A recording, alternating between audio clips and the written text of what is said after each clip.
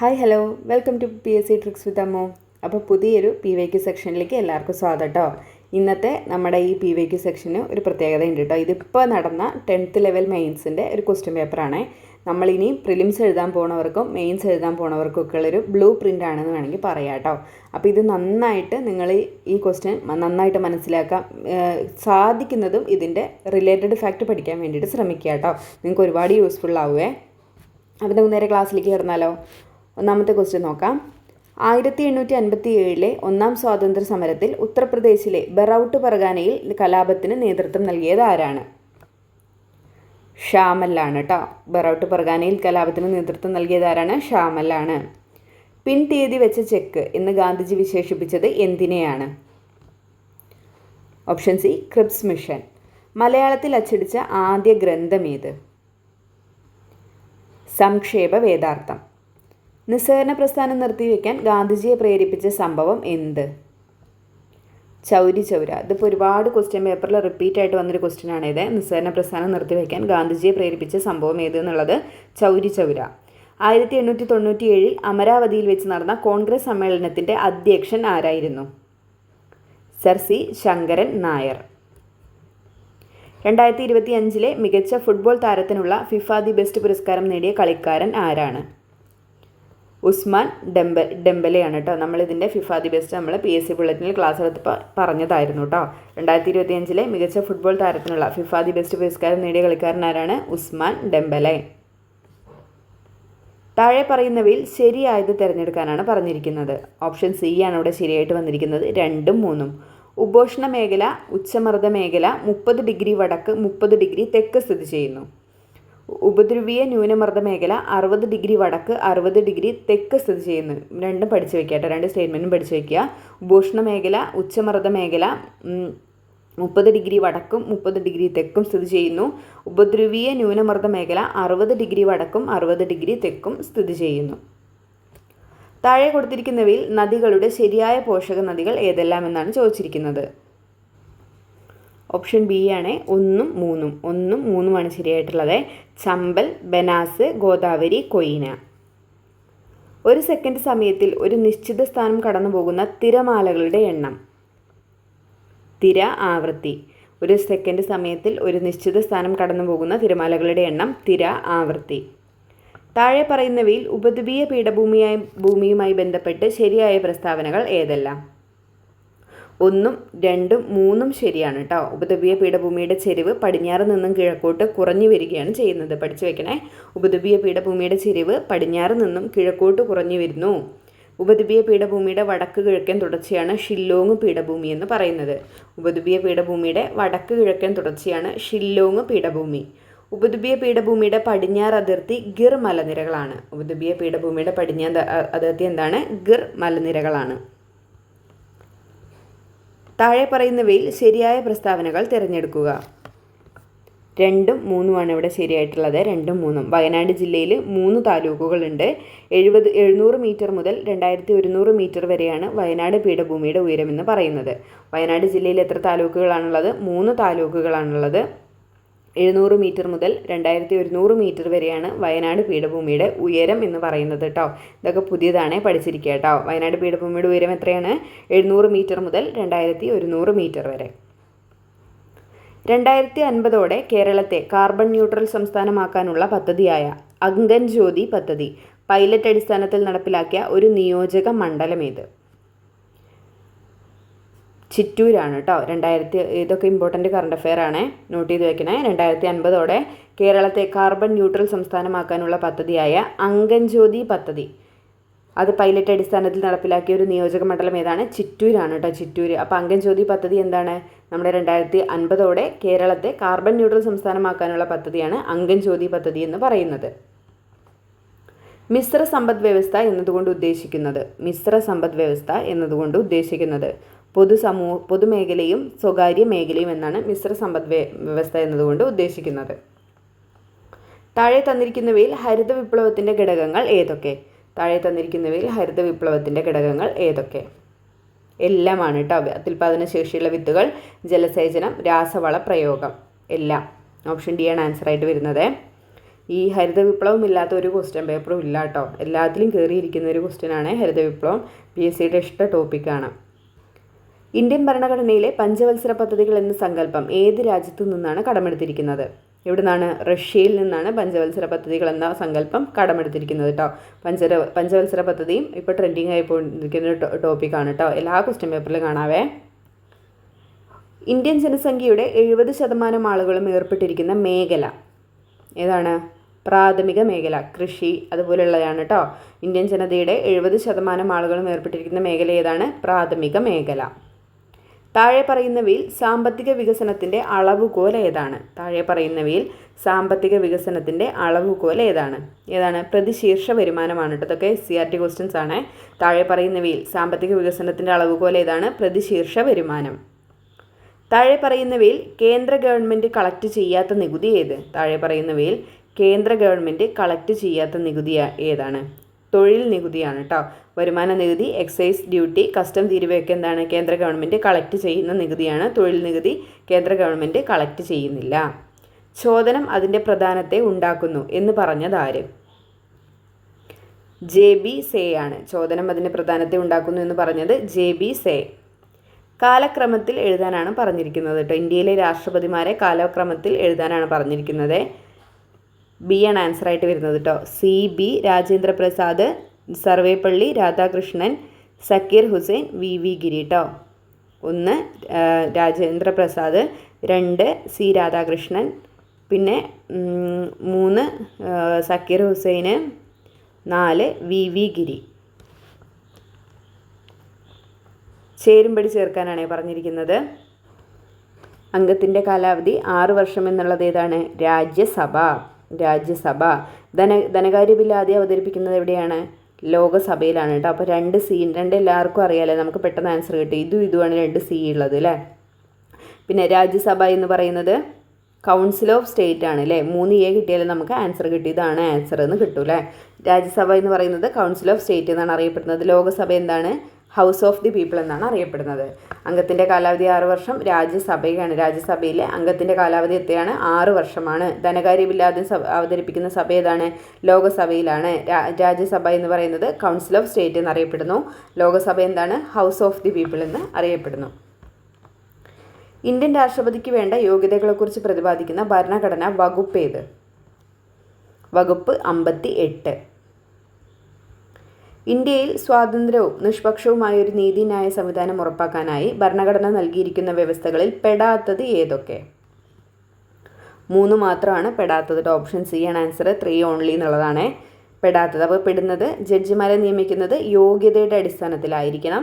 ജഡ്ജിമാർക്ക് മതിയായ പ്രതിഫലം നൽകിയിരിക്കണം. ജഡ്ജിമാരുടെ കാലാവധി എന്ത് ചെയ്യണം? ഉറപ്പ് നൽകിയിരിക്കണം. ഇത് 3മാണ് കേട്ടോ.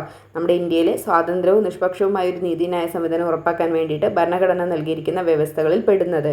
ജഡ്ജിമാരെ നിയമിക്കുന്നതിന് എങ്ങനെ വേണം? യോഗ്യതയുടെ അടിസ്ഥാനത്തിലായിരിക്കണം. അവർക്ക് മതിയായിട്ടുള്ള പ്രതിഫലം നൽകിയിരിക്കണം. പിന്നെന്താണ്? അവരുടെ കാലാവധി ഉറപ്പ് നൽകണം. 2025 ഏപ്രിൽ മാസം പഹൽഗാമിൽ നടന്ന ഭീകരാക്രമണത്തിന് തിരിച്ചടിയായി ഇന്ത്യ നടത്തിയ ആക്രമണത്തിന് ഓപ്പറേഷൻ സിന്ദൂർ എന്ന പേര് നിർദ്ദേശിച്ച വ്യക്തിയാര്? ഇവരാരുമല്ല, നമ്മുടെ നരേന്ദ്രമോദിയാണ് ഓപ്പറേഷൻ സിന്ദൂർ എന്ന പേര് നിർദ്ദേശിച്ചിട്ടുള്ളത് കേട്ടോ. ഓപ്ഷൻ D ആണ് ആൻസർ. ഇവരാരുമല്ല എന്നുള്ള ആൻസറാണ് കേട്ടോ.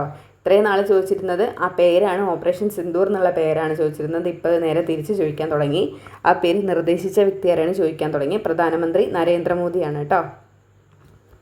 ചേരുംപടി ചേർക്കാനാണ് പറഞ്ഞിരിക്കുന്നത്. നിങ്ങൾ പോസ് ചെയ്തിട്ട് നിങ്ങളെക്കൊണ്ട് കഴിയുമെന്ന് നോക്കുക കേട്ടോ. 91 ഭരണഘടനാ ഭേദഗതി എന്താണ് പറയുന്നത്? മന്ത്രിമാരുടെ എണ്ണം ലോകസഭാംഗങ്ങളുടെ 15% കവിയാൻ പാടില്ല എന്ന് വ്യവസ്ഥ ചെയ്തത് 91 ഭരണഘടനാ ഭേദഗതിയാണ്. 74 ഭരണഘടനാ ഭേദഗതിയോ? നഗര തദ്ദേശ സ്ഥാപനങ്ങളെ ഭരണഘടനാവൽക്കരിച്ചു. 73 74 ഒപ്പം പഠിക്കേണ്ടതാണ് അല്ലേ. 74 എന്താണ്? നഗര തദ്ദേശ സ്ഥാപനങ്ങളെ ഭരണഘടനാവൽക്കരിച്ചു. 86 പിന്നെ നമുക്കറിയാം വിദ്യാഭ്യാസം അല്ലേ. വിദ്യാഭ്യാസം മൗലികാവകാശമാക്കി മാറ്റി. 42 ഭരണഘടനാ ഭേദഗതി ലോകസഭയുടെ കാലാവധി എന്ത് ചെയ്തു? 6 വർഷമാക്കി. 42-ാം ഭരണഘടനാ ഭേദഗതി ലോകസഭയുടെ കാലാവധി 6 വർഷമാക്കി. 86-ാം ഭരണഘടനാ ഭേദഗതിയിലൂടെ വിദ്യാഭ്യാസം എന്ത് ചെയ്തു? മൗലികാവകാശമാക്കി മാറ്റി. 74-ാം ഭരണഘടനാ ഭേദഗതിയിലൂടെ നഗര തദ്ദേശ സ്ഥാപനങ്ങളെ ഭരണഘടനാവൽക്കരിച്ചു. 91-ാം ഭരണഘടനാ ഭേദഗതി എന്താണ് വ്യവസ്ഥ വെച്ചത്? മന്ത്രിമാരുടെ എണ്ണം ലോകസഭാംഗങ്ങളുടെ 15% കവിയാൻ പാടില്ല എന്നുള്ളതാണ് കേട്ടോ. ഇതിലറിയാത്ത ഏതെങ്കിലും ഉണ്ടെങ്കിൽ എഴുതി വെക്കണേ.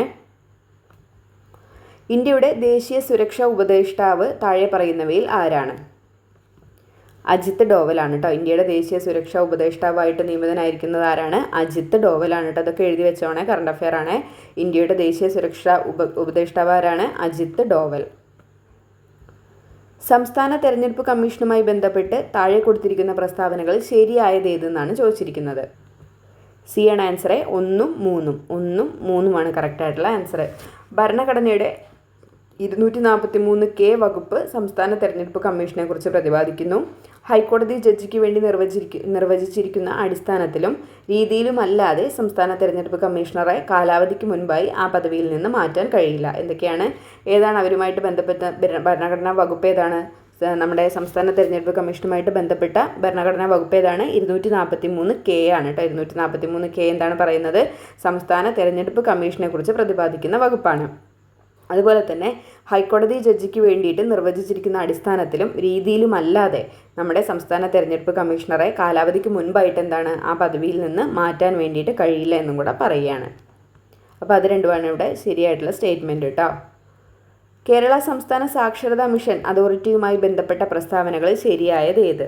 കേരള സംസ്ഥാന സാക്ഷരതാ മിഷൻ അതോറിറ്റിയുമായി ബന്ധപ്പെട്ട ശരിയായ പ്രസ്താവനകളിൽ ഏതെല്ലാമാണ്? 1ഉം 2ഉം മാത്രമാണ് കേട്ടോ ശരി. 1ഉം 2ഉം. കേരള സർക്കാരിൻ്റെ പൊതുവിദ്യാഭ്യാസത്തിന് കീഴിലുള്ള ഒരു സ്വയംഭരണ സ്ഥാപനമാണ് കേരള സാക്ഷരതാ മിഷൻ അതോറിറ്റി എന്ന് പറയുന്നത്. സംസ്ഥാനത്ത് സാക്ഷരതയും തുടർ വിദ്യാഭ്യാസ പ്രവർത്തനങ്ങളും ഏകോപിപ്പിക്കുന്നതിനും സജീവമാക്കുന്നതിനും വേണ്ടിയാണ് ഇത് രൂപീകൃതമായിട്ടുള്ളത്. ഇത് രണ്ടും അറിയുന്നില്ല എന്നുണ്ടെങ്കിൽ എഴുതി വെക്കുക കേട്ടോ. നമ്മുടെ കേരള സംസ്ഥാന സാക്ഷരതാ മിഷൻ അതോറിറ്റിയെക്കുറിച്ചാണ് പറയുന്നത്. കേരള സർക്കാരിൻ്റെ പൊതുവിദ്യാഭ്യാസത്തിന് കീഴിലുള്ള ഒരു സ്വയംഭരണ സ്ഥാപനമാണ് എന്ത് എന്ന് പറയുന്നത്? കേരള സാക്ഷരതാ മിഷൻ അതോറിറ്റി എന്ന് പറയുന്നത്. നമ്മുടെ സംസ്ഥാനത്ത് സാക്ഷരതയും തുടർ വിദ്യാഭ്യാസ പ്രവർത്തനങ്ങളൊക്കെ ഏകോപിപ്പിക്കാനും അതൊക്കെ സജീവമാക്കാനും വേണ്ടിയിട്ടാണ് എന്ത് രൂപീകൃതമായിട്ടുള്ളത്? കേരള സംസ്ഥാന സാക്ഷരതാ മിഷൻ അതോറിറ്റി രൂപീകൃതമായിട്ടുള്ളത്. സംസ്ഥാന ധനകാര്യ കമ്മീഷനുമായി ബന്ധപ്പെട്ട ശരിയായ പ്രസ്താവന ഏത്? സംസ്ഥാന ധനകാര്യ കമ്മീഷനുമായി ബന്ധപ്പെട്ട ശരിയായ പ്രസ്താവന ഏതാണ്? എല്ലാ പ്രസ്താവനകളും ശരിയാണെന്നാണ് കേട്ടോ ഇവിടെ ആൻസറായിട്ട് വരുന്നത്. സംസ്ഥാന ധനകാര്യ കമ്മീഷനെ നിയമിക്കുന്നത് ആരാണ്? സംസ്ഥാന ഗവർണറാണ്. സംസ്ഥാന ധനകാര്യ കമ്മീഷനെ നിയമിക്കുന്നത് ഗവർണറാണ്. തദ്ദേശ സ്വയംഭരണ സ്ഥാപനങ്ങളുടെ സാമ്പത്തിക സ്ഥിതി അവലോകനം ചെയ്ത് ശുപാർശകൾ സമർപ്പിക്കാൻ നിയുക്തമായതാണ് സംസ്ഥാന ധനകാര്യ കമ്മീഷൻ എന്ന് പറയുന്നത്. കേരളത്തിൽ ഇതുവരെ 7 ധനകാര്യ കമ്മീഷനുകളാണ് നിലവിൽ വന്നിട്ടുള്ളത്. കേരളത്തിൽ ഇതുവരെ 7 ധനകാര്യ കമ്മീഷനുകളാണ് നിലവിൽ വന്നിട്ടുള്ളത്. കേരള സംസ്ഥാന തണ്ണീർത്തട സംരക്ഷണ അതോറിറ്റിയുമായി ബന്ധപ്പെട്ട തെറ്റായ പ്രസ്താവന ഏത്? തെറ്റാണ് ഇവിടെ ചോദിച്ചിരിക്കുന്നത്. തെറ്റായിട്ടുള്ള പ്രസ്താവന ഏത്? ഇവിടെ സി ആണ് ആൻസർ. 1ഉം 2ഉം തെറ്റാണെന്നാണ് കേട്ടോ. 1ഉം 2ഉം മാത്രം തെറ്റാണ്. നമുക്കത് നോക്കണ്ട, ശരിയായത് നോക്കാം. പരിസ്ഥിതി കാലാവസ്ഥാ വ്യതിയാന വകുപ്പ് ഡയറക്ടർ അതോറിറ്റിയുടെ മെമ്പർ സെക്രട്ടറി ആയിട്ട് പ്രവർത്തിക്കുന്നുണ്ട്. നമ്മുടെ കേരള സംസ്ഥാന തണ്ണീർത്തട സംരക്ഷണ അതോറിറ്റിയുടെ മെമ്പർ സെക്രട്ടറി ആയിട്ട് ആരാണ് പ്രവർത്തിക്കുന്നത്? പരിസ്ഥിതി കാലാവസ്ഥാ വ്യതിയാന വകുപ്പ് ഡയറക്ടറാണ് കേട്ടോ. ഇതെല്ലാം നിങ്ങൾ പോസ് ചെയ്തിട്ട് നിങ്ങൾക്ക് ആദ്യം ആൻസർ കിട്ടുന്നുണ്ടോ നോക്കണേ. സംസ്ഥാന പബ്ലിക് സർവീസ് കമ്മീഷനുമായി ബന്ധപ്പെട്ട തെറ്റായ പ്രസ്താവനയാണ് ചോദിച്ചിരിക്കുന്നത്. സംസ്ഥാന പബ്ലിക് സർവീസ് കമ്മീഷനുമായിട്ട് ബന്ധപ്പെട്ട തെറ്റായ പ്രസ്താവന 2ഉം 3ഉം തെറ്റാണെന്നാണ് പറഞ്ഞിരിക്കുന്നത് കേട്ടോ. അപ്പോൾ ഞാനിവിടെ നിങ്ങൾ മുഴുവൻ വായിച്ച് നോക്കുമല്ലോ അല്ലേ? പോസ് ചെയ്തിട്ട് ആദ്യം നിങ്ങൾക്ക് കിട്ടുന്നുണ്ടോ നോക്കണേ. ശരിയായത് നോക്കാം. സംസ്ഥാന പബ്ലിക് സർവീസ് കമ്മീഷൻ ചെയർമാനെയും അംഗങ്ങളെയും ആരാണ് നിയമിക്കുന്നത്? ഗവർണറാണ് നിയമിക്കുന്നത്. സംസ്ഥാന സർവീസ് കമ്മീഷൻ ചെയർമാനെയും അംഗങ്ങളെയും ആരാണ് നിയമിക്കുന്നത്? സംസ്ഥാന ഗവർണറാണ് നിയമിക്കുന്നത്. വയോജന സംരക്ഷണവുമായി ബന്ധപ്പെട്ട് താഴെ പറയുന്ന പ്രസ്താവനകൾ ശരിയായത് ഏത്? ഇതൊന്ന് പഠിച്ചു വെച്ചേക്കണം കേട്ടോ. മിക്കവാറും ചോദിക്കാൻ ചാൻസ് ഉള്ളതാണ് നമ്മുടെ വയോജന സംരക്ഷണ നിയമം എന്ന് പറയുന്നത്. വയോജന ക്ഷേമത്തിനായി ശരിയായ പ്രസ്താവനകളല്ലേ ചോദിച്ചിരിക്കുന്നത്? ശരിയായ പ്രസ്താവനകളാണ്. 1ഉം 3ഉമാണ് ഇവിടെ കറക്റ്റായിട്ടുള്ള ആൻസർ കേട്ടോ. വയോജന ക്ഷേമത്തിനായി രാജ്യത്ത് ആദ്യമായി കമ്മീഷൻ രൂപീകരിക്കാൻ വ്യവസ്ഥ ചെയ്യുന്ന കേരള വയോജന കമ്മീഷൻ ബില്ല് കേരള നിയമസഭ പാസ്സാക്കിയിട്ടുണ്ട്. നമ്മളാണ് കേട്ടോ രാജ്യത്ത് ആദ്യമായിട്ട് വയോജന ക്ഷേമത്തിനായിട്ട് വയോജന സംരക്ഷണ നിയമം പാസ്സാക്കുന്നത്. ദാരിദ്ര്യരേഖയ്ക്ക് താഴെയുള്ള വയോജനങ്ങൾക്ക് കൃത്രിമ ദന്തങ്ങളുടെ പൂർണ്ണ സെറ്റ് സൗജന്യമായി വെച്ചു കൊടുക്കുന്നതാണ് മന്ദഹാസം പദ്ധതിയിലൂടെ സാമൂഹ്യനീതി വകുപ്പ് ലക്ഷ്യമിടുന്നത്. മന്ദഹാസം പദ്ധതി എന്താണ്? കൃത്രിമ ദന്തങ്ങളുടെ പൂർണ്ണ സെറ്റ് സൗജന്യമായിട്ട് വയോജനങ്ങൾക്ക് കൊടുക്കുന്ന പദ്ധതിയാണ് മന്ദഹാസം പദ്ധതി എന്ന് പറയുന്നത്. അതുപോലെ തന്നെ ഇവിടെ തെറ്റായത്, പ്രമേഹ രോഗികളായ വയോജനങ്ങൾക്ക് സൗജന്യമായി ഗ്ലൂക്കോമീറ്റർ നൽകുക എന്ന ലക്ഷ്യത്തോടെ കേരള സാമൂഹ്യ സുരക്ഷാ മിഷൻ വഴി നടപ്പിലാക്കുന്ന പദ്ധതിയാണ് വയോമിത്രം എന്നുള്ളത് തെറ്റാണ് അല്ലേ. ഗ്ലൂക്കോമീറ്റർ സൗജന്യമായിട്ട് കൊടുക്കുന്നത് വയോ അമൃതം പദ്ധതിയാണ് കേട്ടോ. വയോ അമൃതം പദ്ധതിയാണ്, വയോമിത്രം പദ്ധതിയല്ല. കേരള സർക്കാർ നടപ്പിലാക്കുന്ന വിവിധ പദ്ധതികളെക്കുറിച്ചുള്ള പ്രസ്താവനയിൽ ശരിയായത് ഏത് എന്നാണ് ചോദിച്ചിരിക്കുന്നത്. ശരിയായത് ഏത്? ഒന്ന് മാത്രമാണ് ഇവിടെ ശരിയായിട്ടുള്ളത് കേട്ടോ. കാഴ്ച വെല്ലുവിളി നേരിടുന്ന എല്ലാ വിഭാഗം നിരക്ഷർക്കും ബ്രെയിൽ സാക്ഷരത ലഭ്യമാക്കുന്നതിനായി കേരള സംസ്ഥാന സാക്ഷരതാ മിഷൻ തദ്ദേശ സ്വയംഭരണ സ്ഥാപനങ്ങളുമായി ചേർന്ന് നടപ്പിലാക്കുന്ന പദ്ധതി ഏതാണ്? ദീപ്തിയാണ് കേട്ടോ. ദീപ്തി എഴുതി വെച്ചേക്കണതെല്ലാം പുതിയതാണ്. കാഴ്ച വെല്ലുവിളി നേരിടുന്ന എല്ലാ വിഭാഗം നിരക്ഷർക്കും ബ്രെയിൽ സാക്ഷരത ലഭ്യമാക്കുന്നതിന് വേണ്ടിയിട്ട് സാക്ഷരതാ മിഷൻ തദ്ദേശ സ്വയംഭരണ സ്ഥാപനങ്ങളുമായിട്ട് ചേർന്ന് നടപ്പിലാക്കുന്ന പദ്ധതി ഏതാണ്? ദീപ്തിയാണ് കേട്ടോ. ദീപ്തി ഏത് വിഭാഗത്തെ ഇതാക്കിയിട്ടാണ്? കാഴ്ചയ്ക്ക് വെല്ലുവിളി നേരിടുന്ന എല്ലാ വിഭാഗം ആൾക്കാർക്കും വേണ്ടി, നിരക്ഷരായിട്ടുള്ള എല്ലാ ആൾക്കാർക്കും വേണ്ടിയിട്ടുള്ളതാണ് കേട്ടോ ദീപ്തി എന്ന് പറയുന്ന പദ്ധതി. കേരളത്തിലെ ആദ്യത്തെ ദേശീയോദ്യാനം ഏത്? കേരളത്തിലെ ആദ്യത്തെ ദേശീയോദ്യാനം ഏത്? ഇരവികുളം. കോശം കണ്ടുപിടിച്ചത് ആര്? കോശം കണ്ടുപിടിച്ചത് ആരാണ്? Robert hook. പഴയ ഈച്ച എന്നറിയപ്പെടുന്നത് ഡ്രോസോഫിലയാണ് കേട്ടോ. ഡ്രോസോഫിലയാണ് പഴയ ഈച്ച എന്നറിയപ്പെടുന്നത്. ഡ്രോസോഫില. മനുഷ്യ ശരീരത്തിലെ ഏറ്റവും ചെറിയ അസ്ഥി ഏത്? സ്റ്റേപ്പിസ് ആണ്. മനുഷ്യ ശരീരത്തിലെ ഏറ്റവും ചെറിയ അസ്ഥി സ്റ്റേപ്പിസ്. ലോക ഡയബറ്റീസ് ദിനമായി ആചരിക്കുന്നത് നവംബർ 14. ലോക ഡയബറ്റീസ് ദിനം എന്നാണ്? നവംബർ 14. നാരങ്ങ, നെല്ലിക്ക തുടങ്ങിയവയിൽ കാണുന്ന വൈറ്റമിൻ ഏത്? Vitamin C. ഈ അടുത്ത ദിവസങ്ങളിൽ കേരളത്തിൽ വെച്ച് മരണമടഞ്ഞ മുൻ കെനിയൻ പ്രധാനമന്ത്രി ആരാണ്? റെയിങ്ക ഒഡിങ്ങയാണ് കേട്ടോ. റെയിങ്ക ഒഡിങ്ങ. PSC ബുള്ളറ്റിൽ ഉണ്ടായിരുന്നു കേട്ടോ. നമ്മൾ നോക്കിയ PSC ബുള്ളറ്റിൽ ഉണ്ടായിരുന്നത്. അടുത്ത ലോകകപ്പ് നടക്കാൻ പോകുന്ന വർഷം ഏത്? അടുത്ത ലോകകപ്പ് നടക്കാൻ പോകുന്ന വർഷം 2026 കേട്ടോ. ഒരു പഴത്തിൽ അടങ്ങിയിരിക്കുന്ന ഊർജ്ജത്തിൻ്റെ അളവ് ഏകദേശം 840 ആണ്. ഇത് എത്ര കലോറിക്ക് തുല്യമായിരിക്കുന്നതാണ് ചോദിച്ചിരിക്കുന്നത്. 200 കലോറിക്ക് തുല്യമായിരിക്കുന്നതാണ് കേട്ടോ. 200 കിലോ കലോറിക്ക് തുല്യമായിരിക്കുന്നതാണ് പറയുന്നത് കേട്ടോ. ഇവിടെ ഓപ്ഷൻ സി ആണ് ആൻസർ ആയിട്ട് വരുന്നത്. ഇത്തിരി ടഫായിട്ടുള്ള ക്വസ്റ്റ്യൻ ആയിട്ട് തോന്നണില്ല, അതൊന്നും കേട്ടിട്ടില്ല. 20 സെൻറ്റിമീറ്റർ ഫോക്കസ് ദൂരമുള്ള ഒരു കോൺകേവ് ലെൻസിൻ്റെ പവർ എത്രയായിരിക്കും? -5 ഡയോപ്റ്റർ ആണ് കേട്ടോ. 20 സെൻറ്റിമീറ്റർ ഫോക്കസ് ദൂരമുള്ള ഒരു കോൺകേവ് ലെൻസിൻ്റെ പവർ എത്രയായിരിക്കും? -5 ഡയോപ്റ്റർ. ചുവടെ നൽകിയ പ്രസ്താവനകളിൽ ശരിയായത് ഏത്? ഓപ്ഷൻ ബി ആണ് 2ഉം 4ഉം. ശബ്ദം അനുദൈർഘ്യ തരംഗവും പ്രകാശം അനുപ്രസ്ഥ തരംഗവുമാണ്. പഠിച്ചിട്ട് പോണേ. ശബ്ദം അനുദൈർഘ്യ തരംഗവും പ്രകാശം അനുപ്രസ്ഥ തരംഗവുമാണ്. പ്രകാശം വൈദ്യുത കാന്തിക തരംഗമാണ്. പ്രകാശം എന്ന് പറയുന്നത് എന്താണ്? വൈദ്യുത കാന്തിക തരംഗമാണ്. താഴെ തന്നിരിക്കുന്നവയിൽ നിന്നും ശരിയായ പ്രസ്താവന കണ്ടെത്താനാണ് പറഞ്ഞിരിക്കുന്നത്. എല്ലാ പ്രസ്താവനകളും ശരിയാണ്. ഓപ്ഷൻ ബി ആണ് എല്ലാ പ്രസ്താവനകളും ശരിയാണ്. പുതിയ പാമ്പൻ പാലം പ്രധാനമന്ത്രി നരേന്ദ്രമോദി ഉദ്ഘാടനം ചെയ്തത് 2025 ഏപ്രിൽ 6 കേട്ടോ. പുതിയ പാമ്പൻ പാലം എന്നാണ് ഉദ്ഘാടനം കഴിഞ്ഞത്? 2025 ഏപ്രിൽ 6 ഇന്ത്യയിലെ ആദ്യത്തെ വെർട്ടിക്കൽ ലിഫ്റ്റ് കടൽപ്പാലമാണ് പുതിയ പാമ്പൻ പാലം എന്ന് പറയുന്നത്. നീളം എത്രയാണ്? 2.07 കിലോമീറ്റർ ആണ് ഇതിൻ്റെ നീളം എന്ന് പറയുന്നത്. 2026 ബ്രിക്സ് ഉച്ചകോടിക്ക് ആതിഥേയത്വം വഹിക്കുന്ന രാജ്യം ഇന്ത്യയാണ്. 2026 ബ്രിക്സ് ഉച്ചകോടിക്ക് ആതിഥേയത്വം വഹിക്കുന്ന രാജ്യം ഇന്ത്യ. STPയിൽ ഒരു മോൾ ഹൈഡ്രജൻ്റെ വ്യാപ്തം എത്രയാണ്? 22.4 ലിറ്റർ ആണ് STPയിൽ ഒരു മോൾ ഹൈഡ്രജൻ്റെ വ്യാപ്തം. കപട സംക്രമണ മൂലകം ഏതാണ്? സിങ്ക് ആണ്. കലാമിൻ ഏത് ലോഹത്തിൻ്റെ അയിരാണ്? സിങ്ക്. കലാമിൻ ഏത് ലോകത്തിൻ്റെ അയിരാണ്? സിങ്ക്. ലോക കാലാവസ്ഥാ ദിനം മാർച്ച് 23. ചന്ദ്രയാൻ 3 ശിവശക്തി പോയിന്റിൽ വിജയകരമായി സോഫ്റ്റ് ലാൻഡിംഗ് നടത്തിയ തീയതി? 2023 ഓഗസ്റ്റ് 23-നാണ് ചന്ദ്രയാൻ 3 ശിവശക്തി പോയിന്റിൽ വിജയകരമായിട്ട് സോഫ്റ്റ് ലാൻഡിംഗ് നടത്തിയത്. ഈ ഡേറ്റ് പഠിച്ചിരിക്കണേ, വർഷം പഠിച്ചിരിക്കണേ.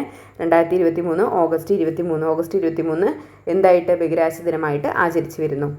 ചിന്നത്തമ്പി അണ്ണാവി ഏത് കലാരൂപവുമായി ബന്ധപ്പെട്ട് പ്രശസ്തി നേടി? ചിന്നത്തമ്പി അണ്ണാവി ഏത് കലാരൂപവുമായി ബന്ധപ്പെട്ട് പ്രശസ്തി നേടി?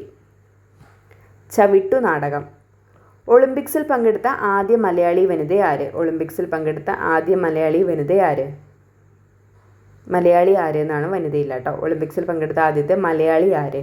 CK ലക്ഷ്മൺ. അപ്പുക്കിളി എന്ന കഥാപാത്രം ഏത് മലയാള നോവലിൽ ഉള്ളതാണ്? ഖസാക്കിൻ്റെ ഇതിഹാസം.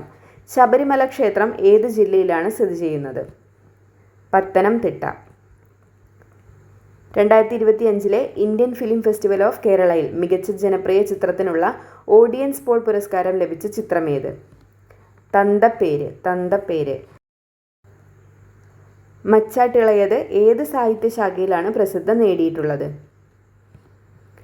തിരുവാതിരപ്പാട്ട്. മച്ചാട്ടിളയത് ഏത് സാഹിത്യശാഖയിലാണ് പ്രസിദ്ധി നേടിയിട്ടുള്ളത്? തിരുവാതിരപ്പാട്ട്. ചേരമൻ ജുമാ മസ്ജിദ് സ്ഥിതി ചെയ്യുന്ന സ്ഥലമേത്? കൊടുങ്ങല്ലൂർ. ഒരു KB എന്ന് പറയുന്നത് എത്ര ബിറ്റ്സ് ആണ്? എത്രയാണ്? 1024 ബൈറ്റ്സ് ആണ് ഒരു KB എന്ന് പറയുന്നത്. 1024 ബൈറ്റ്സ് ആണ് ഒരു KB എന്ന് പറയുന്നത്. താഴെ പറയുന്നവയിൽ ഓപ്പൺ സോഴ്സ് സോഫ്റ്റ്വെയർ ഏതാണ്? മോസില്ല ഫയർഫോക്സ് ആണ് താഴെ പറയുന്നവയിൽ ഓപ്പൺ സോഴ്സ് സോഫ്റ്റ്വെയർ ആയിട്ടുള്ളത്. സൈബർ കുറ്റകൃത്യങ്ങളെ കൈകാര്യം ചെയ്യുന്ന ഇന്ത്യൻ നിയമം ഏതാണ്? IT ആക്ട് 2000 കേട്ടോ. IT act 2000. ആരാണ് WWW കണ്ടുപിടിച്ചത്? ടിം ബെർണേഴ്സ്ലി ആണ് കേട്ടോ. ടിം ബെർണേഴ്സ്ലി ആണ് WW കണ്ടുപിടിച്ചത്. ഒരു കമ്പ്യൂട്ടറും മൊബൈൽ ഫോണും തമ്മിലുള്ള ബ്ലൂടൂത്ത് കണക്ഷൻ ഏത് തരം നെറ്റ്വർക്കിന് ഉദാഹരണമാണ്? പാൻ ആണ് കേട്ടോ. പാൻ ആണ്. ഒരു കമ്പ്യൂട്ടറും മൊബൈൽ ഫോണും തമ്മിലുള്ള ബ്ലൂടൂത്ത് കണക്ഷൻ ഏത് നെറ്റ്വർക്കിന് ഉദാഹരണമാണ്? പാൻ.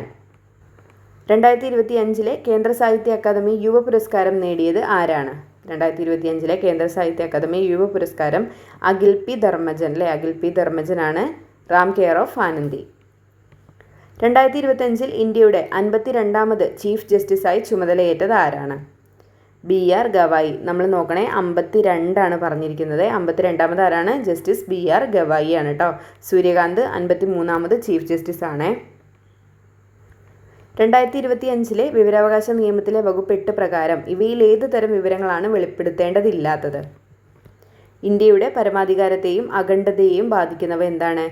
വകുപ്പ് 8 പ്രകാരം എന്താണ്? വിവരാവകാശ നിയമത്തിലെ വകുപ്പ് 8 പ്രകാരം വെളിപ്പെടുത്താൻ പാടില്ലാത്തതാണ് കേട്ടോ. ഇന്ത്യയും പരമാധികാരത്തെയും അഖണ്ഡതയെയും ബാധിക്കുന്നവയാണെങ്കിൽ ഇന്ത്യയുടെ പോക്സോ ആക്ട് 2012 വകുപ്പ് പ്രകാരം ഗുരുതരമായ ലൈംഗികാതിക്രമത്തിന് ലഭിക്കാവുന്ന ഏറ്റവും കുറവ് തടവ് ശിക്ഷ എത്രയാണ്? പോക്സോ ആക്ട് 2012 വകുപ്പ് 10 പ്രകാരം ഗുരുതരമായ ലൈംഗികാതിക്രമത്തിന് ലഭിക്കാവുന്ന ഏറ്റവും കുറഞ്ഞ തടവ് ശിക്ഷ എത്രയാണ്? 5 വർഷമാണ്. 2019 ഉപഭോക്തൃ സംരക്ഷണ നിയമം വകുപ്പ് 34 പ്രകാരം 1 കോടി രൂപ വരെ മൂല്യമുള്ള സാധനങ്ങളുടെയോ സേവനങ്ങളുടെയോ ബന്ധപ്പെട്ട പരാതികൾ സമർപ്പിക്കേണ്ടത് എവിടെ? ജില്ലാ കമ്മീഷൻ. 2005 ഗാർഹിക പീഡന നിയമത്തിലെ സെക്ഷൻ 18 പ്രകാരം ആർക്കാണ് സംരക്ഷണ ഉത്തരവ് പുറപ്പെടുവിക്കാൻ കഴിയുക? മജിസ്ട്രേറ്റിനാണ് സംരക്ഷണ ഉത്തരവ് പുറപ്പെടുവിക്കാൻ കഴിയുന്നത്. നമ്മുടെ LDCയിലൊക്കെ ഒരു പോക്സോ, ഗാർഹിക പീഡനം, അതൊക്കെ അവരുടെ മെയിനായിട്ടുള്ള ടോപ്പിക് ഏരിയയാണ് കേട്ടോ. എന്തായാലും ഈ രണ്ട് ടോപ്പിക്ക് LDC എക്സാം മെയിൻസിന് നമുക്ക് പ്രതീക്ഷിക്കാം കേട്ടോ. 2 ഭാഗത്തു നിന്നുള്ള ഏതെങ്കിലും ഒരു ക്വസ്റ്റ്യൻ. പട്ടികജാതി പട്ടികവർഗ നിയമം 1989 വകുപ്പ് 3 അനുസരിച്ച് അതിക്രമ കുറ്റം ചെയ്തതിന് ആരെയാണ് ശിക്ഷിക്കാൻ കഴിയുക? പട്ടികജാതി അല്ലെങ്കിൽ പട്ടികവർഗ അംഗമല്ലാത്ത ആരെയും ശിക്ഷിക്കാൻ വേണ്ടിയിട്ട് പറ്റും. അപ്പോൾ ഇന്ന് നമ്മളിവിടെ 70 ക്വസ്റ്റ്യൻസ് GK ക്വസ്റ്റ്യൻസ് ആണ് കേട്ടോ നോക്കിയത്. എല്ലാം നമ്മുടെ 10th ലെവൽ മെയിനിൻ്റെ എക്സാം ക്വസ്റ്റ്യൻ പേപ്പറാണിത്. അപ്പോൾ ആ ഒരു സ്റ്റാൻഡേർഡുള്ളൊരു ക്വസ്റ്റ്യൻ പേപ്പറാണിത്. 2-3 ക്വസ്റ്റ്യൻസ് ഒക്കെ ഇത്ര ടഫായിട്ട് തോന്നിയിട്ടുണ്ട് അല്ലേ? ബാക്കിയെല്ലാം ബേസ് ആയിട്ടുള്ള കാര്യങ്ങളൊക്കെ തന്നെയാണ് ചോദിച്ചിരിക്കുന്നത്. കറണ്ട് അഫെയർ വല്ലാണ്ട് വലച്ചിട്ടില്ല ഇതിൽ.